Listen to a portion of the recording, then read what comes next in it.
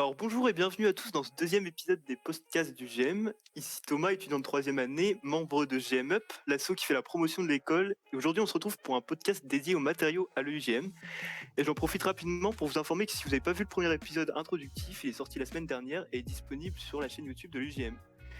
Je suis mal poli parce que je me présente en premier, mais je parle pas de mes invités. Alors je suis en charmante compagnie avec Adèle, merci d'être venue.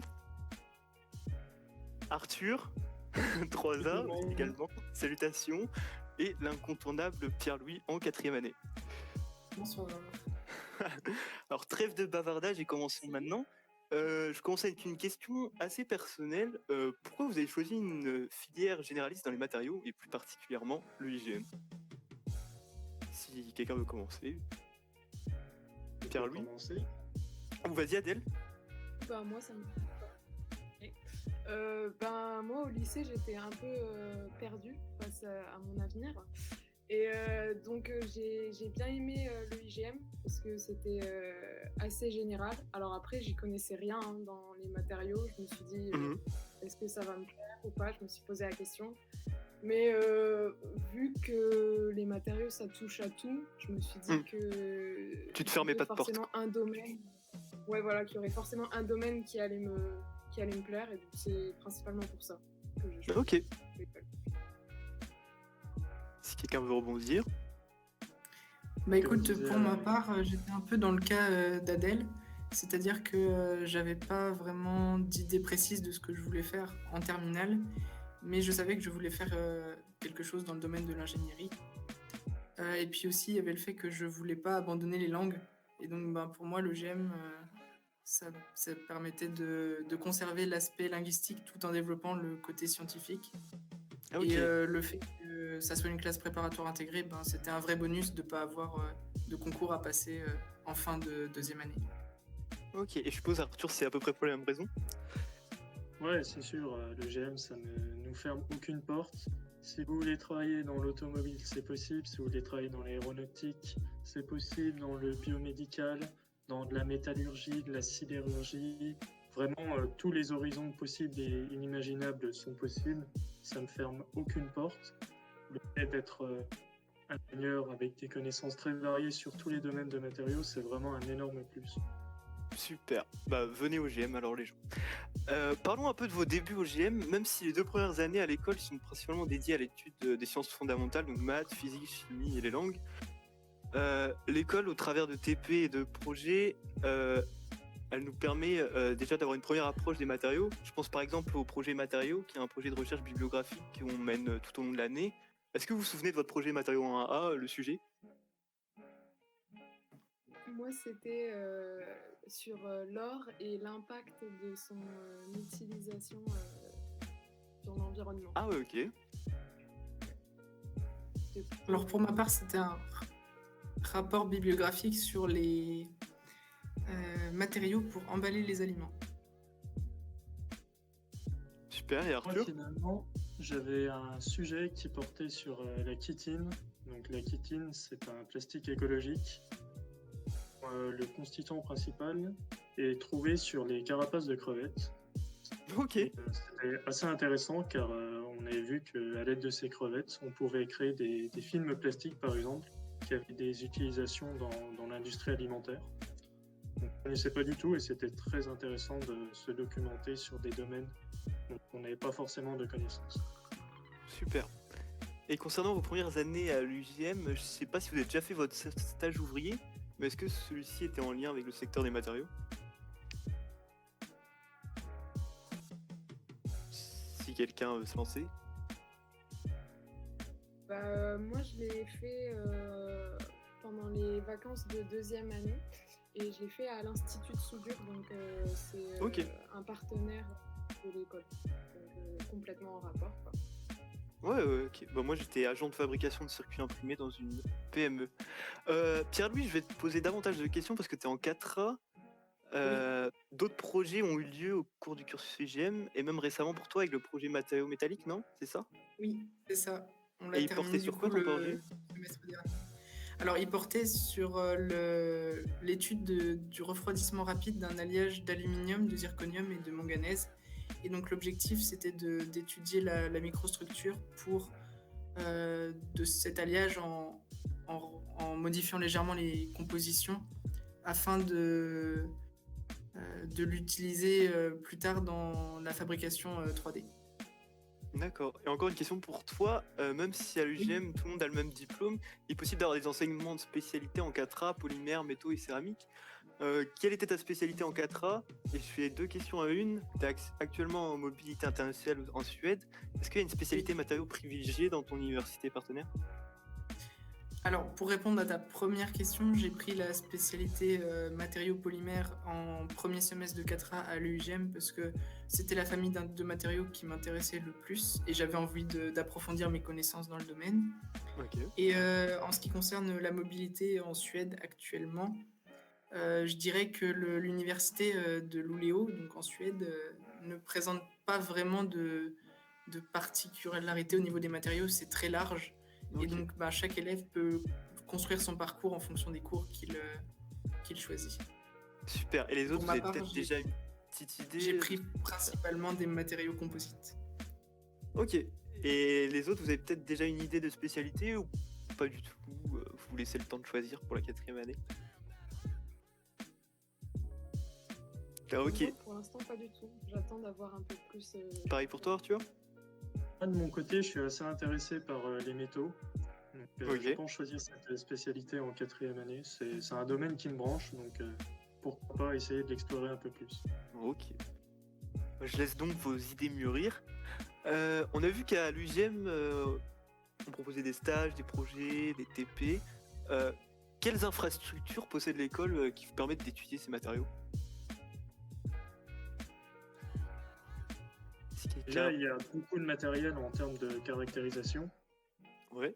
Elle a un microscope électronique à balayage, elle a des microscopes optiques en réflexion et transmission, il y a également des appareils permettant de mesurer la dureté d'un matériau, de mesurer la résilience d'un matériau. Donc au niveau de la caractérisation, il y a vraiment tout ce qu'il faut pour caractériser les matériaux. Ok. Après, c'est un peu moins évident, mais bon, faut le dire quand même, il y a la BU, quoi. Donc avec tous les livres disponibles Ouais. sur à peu près tous les sujets qu'on veut sur les matériaux, donc ça peut être aussi une bonne source pour plus. Il y a énormément d'ouvrages. Et sinon, oui, il y a aussi les TP, les salles de TP chimie, la halle des matériaux. Aussi, on a un logiciel de choix des matériaux qui est disponible à l'école, qui est Granta EduPack. C'est ça. Il y a aussi d'autres ressources, au niveau des ordinateurs, des salles informatiques. On a accès à plusieurs logiciels qui sont utilisés dans l'industrie, comme Katia, ou alors Abacus, qui permettent de faire de la modélisation par élément fini et de la conception assistée par ordinateur, donc qui peuvent être très utiles pour la suite de notre carrière. Exact. L'école possède également des relations privilégiées avec des partenaires industriels. Est-ce que vous avez eu par exemple des interventions d'industriels du monde des matériaux dans le cadre d'un cours par exemple, que ce soit les 3A ou les 4A? Nous, cette année, même Alors, malgré le oui. contexte, Attends, il y a juste Adèle qui parlait, je te laisse la parole Vas-y. juste après, Pierre. Vas-y. ouais, du coup, je disais que cette année, il y a un industriel de Ferry Capitaine qui est venu parce qu'on avait un cours sur la rupture. Et donc, il est venu nous expliquer ce qu'il faisait dans son entreprise, etc. Ok. Également une conférence avec Airbus. Ah, c'est vrai. Exact. Un ancien élève du GM qui nous a présenté son métier. Il travaillait pour Airbus Hélicoptère en Allemagne. Pierre-Louis, tu veux rajouter ton mot? Et aussi, oui, dans le cours d'écoulement et transfert, il y a aussi un professeur, un industriel qui est intervenu pour nous montrer comment dimensionner des échangeurs thermiques. Et je voulais aussi rajouter que tous les mercredis, l'école invite des industriels à nous présenter leur métier pour nous donner un aperçu le plus large possible des possibilités qui nous attendent après la sortie de l'école. Ok.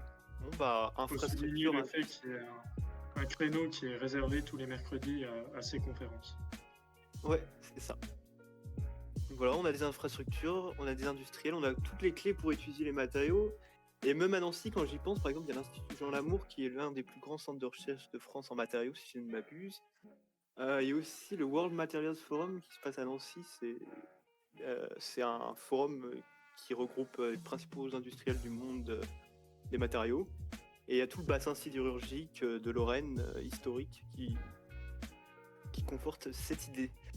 Enfin, pour finir, petite question indiscrète. Est-ce que vous avez déjà une idée où est-ce que vous voyez travailler idéalement après l'école, dans quel secteur matériaux? Ou pas du tout? Moi, je vais répondre franchement et je vais dire pas du tout, parce que je suis encore en cours de 3e année, donc j'ai pas vu toutes les spécialités vraiment de tous les matériaux. Donc je me laisse encore un petit peu de temps pour y réfléchir. Ok. Peut-être un domaine d'application. Si vous avez des idées, les autres? Moi, très clairement, j'ai toujours rêvé de travailler dans le domaine de l'aéronautique et de l'aérospatiale. Ouais. C'est vraiment un rêve que j'ai depuis tout gamin. Que si j'ai vraiment un projet à réaliser, ça serait de rejoindre cette industrie. Vraiment souligner que l'école a un partenariat avec l'ESA, l'Agence européenne spatiale, ainsi qu'Airbus. Exactement. C'est tout ce qu'on te souhaite, Arthur. Pierre-Louis? Et ben pour ma part, j'aurais tendance à aller dans la même direction qu'Arthur, puisque effectivement, je suis aussi très intéressé par ce domaine. Et puis, comme l'a dit Adèle, les cours de 4A m'ont un peu plus orienté, un peu plus fait hésiter maintenant aussi vers le domaine du biomédical. Donc on va dire que pour l'instant, les deux domaines m'intéressent, mais je me ferme aucune porte et puis je reste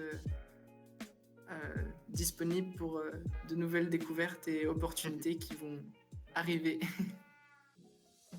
Bon, le podcast touche bientôt à sa fin, mais j'aimerais qu'on touche 2 mots, Arthur, sur matériaux au lycée, parce que je pense qu'on a des auditeurs lycéens et peut-être des profs de lycée qui nous écoutent. Est-ce que tu peux expliquer le projet? Oui, tout à fait. Alors, je me permets de présenter ce projet car c'est moi cette année qui est en charge de ce projet. Matériaux au lycée, il y a 4 ateliers qui sont présentés que ce projet. Ateliers présentés aux lycéens. Donc cette année, en raison de la situation sanitaire, les ateliers sont présentés à distance via Microsoft Teams. Et, nous avons filmé diverses expériences, réalisé des diaporamas, des fiches, etc. pour que la compréhension soit optimale et surtout pour que les lycéens apprennent un maximum de choses. Il y a 4 ateliers qui sont présentés. Les ateliers portent sur les matériaux semi-conducteurs et supraconducteurs, plutôt les polymères, ainsi que sur l'analyse statistique pour analyser les résultats issus des différentes expériences qui sont proposées.